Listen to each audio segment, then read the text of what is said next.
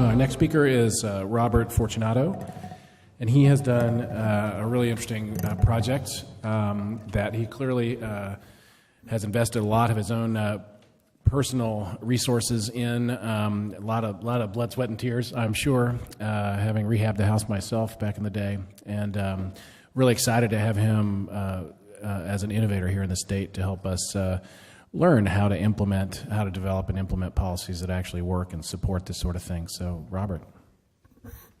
Thank you, Andrew. And I'd like to really acknowledge Andrew because he's one of the inspirations for the project. We started this project 7 years ago, and it's been 5 years in development, 1 year in construction, and 1 year in testing. And what has happened in the energy market has been astounding to us. Our objective was very simple. Basically, my business in 2001 moved into my house. Also in 2001, my son was born, and so he threw me out of my office, right? We needed a little bit more space. It's as simple as that at one level. And then it's really complex at another level in that my wife and I had worked and traveled for 2 years overseas prior to that, and we understood something intimately as a result of that experience. The rest of the world, and we understand this because of the global nature of the population that's in this room, uses far less resources and far less energy than we do. I also happen to be a guest lecturer at an innovation school in Denmark. I teach 4 days of that week that I'm in Denmark from 9 to 5, and they give me 1 day off to sort of mentally decompress, if you will. And they know my passion around this space, and so they take me to some of the most sustainable places in Denmark. So I'm on the leading edge of the leading edge when I go to these places, like Samso Island. I don't know if any of you know about this place, but it's an hour off the coast of Jutland, in the middle of nowhere, and they've reinvented their economy and their ecology as a result of capturing this space. So I understood intimately that this is all doable. But there's a phrase for this. The future is here, right? The future is here. It's just unevenly distributed, right? And so we all know that. We're seeing it, very shades of it here. And I come to this, I have a degree from the Wharton School of Business. I'm a specialist in economics. So I look at this project and this process with a very specific lens. And as we moved into the project, it became very clear that we had to do one very basic thing, given my background, right? We had to measure. And we had seen a lot of projects. We had gone to all the sort of green building open houses, right? Where they took a nice little 1,300 square foot house, they knocked it into a dumpster, and then they built a 4,000 square foot house on it. They stamped it with a certification, and they said, this is a green building. We all know that, right? And when you asked the questions around that, it became very clear what was happening. I asked a very simple question. How is the building working? And people would go flush. I asked how much it cost, and again, they would go flush, right? Have we all had this experience? Do we know what we're talking about here? Okay, so that set the course for what this building had to be. It had to be net zero energy because we can measure that. We can measure that just from our bills alone. I don't need special metering equipment. I don't need anything else. And with all deference to Andrew, we don't need a specialized definition for it. Don't waste any more time. It's very simple. We harvest as much renewable energy as we use on an annualized basis. That's the definition. Can we all deal with that? Yep, it's that simple. We got to keep it simple, folks. If we confuse the public on this thing, we're going to lose them. So we have to capture their imagination to say, you have an opportunity to lock in your utility rates forever. Okay? This is a hedge against inflation for anyone who's interested in their own retirement, right? You have the opportunity to do this for less money. Get this. Yes, that's what I said. For less money than standard construction. Okay? I came at this with a very specific bent in that, I'm sorry, we'll get there.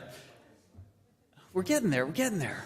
So my bent on it as an economist, I looked at it in a very specific way, right? We're all talking about energy at a very big macro level, but what do we do with that energy?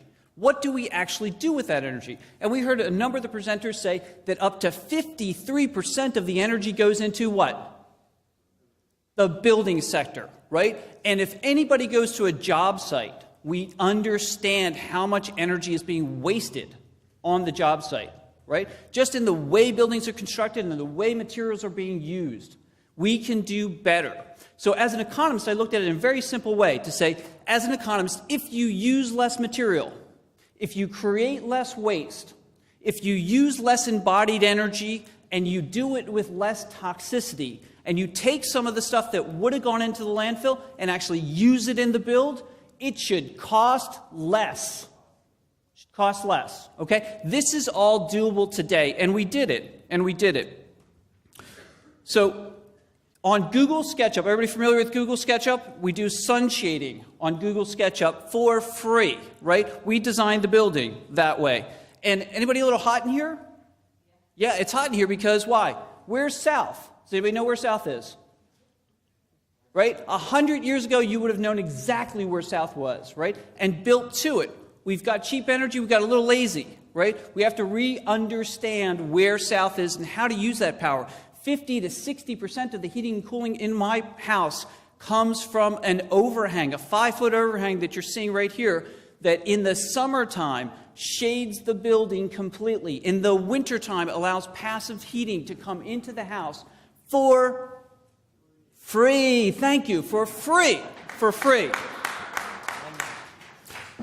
The ancient people understood this. We need to reinvent what this is. So in the process, we had a say. We wanted to share this with people because this is just simply forgotten. In the process of renovating our house, we wanted to create a community around the idea that anyone can and should build with energy efficiency and sustainability in mind. With that call to action, thousands of people showed up. We literally had over 5,000 people on the site.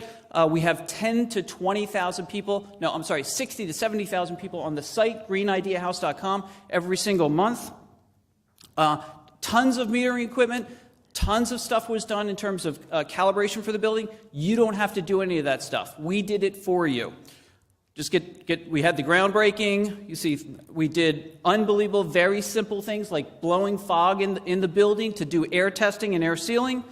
And I can tell you 1,000 other things, but I'm just going to show you the end results. We won the Green Leadership Award for Los Angeles County and about 5 other awards because we're sharing the information.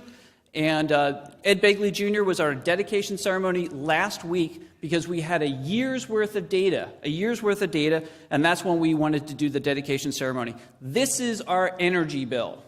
Do y'all get this? Y'all get this? Yeah, you got it, right? We blew away the standard. Okay, we created more than 3 megawatts more power than we used. We cut the energy load by over 75% with very simple stuff that actually costs less money. Okay, watch the material, watch the waste, watch the energy, and it actually costs less. You can do this too. That's our message. This is actually the house. You can see the 5-foot overhang there. That's the thermal chimney on the inside with no additional fan energy, which evacuates the heat. And that's it. Please join us, greenideahouse.com. Thanks so much.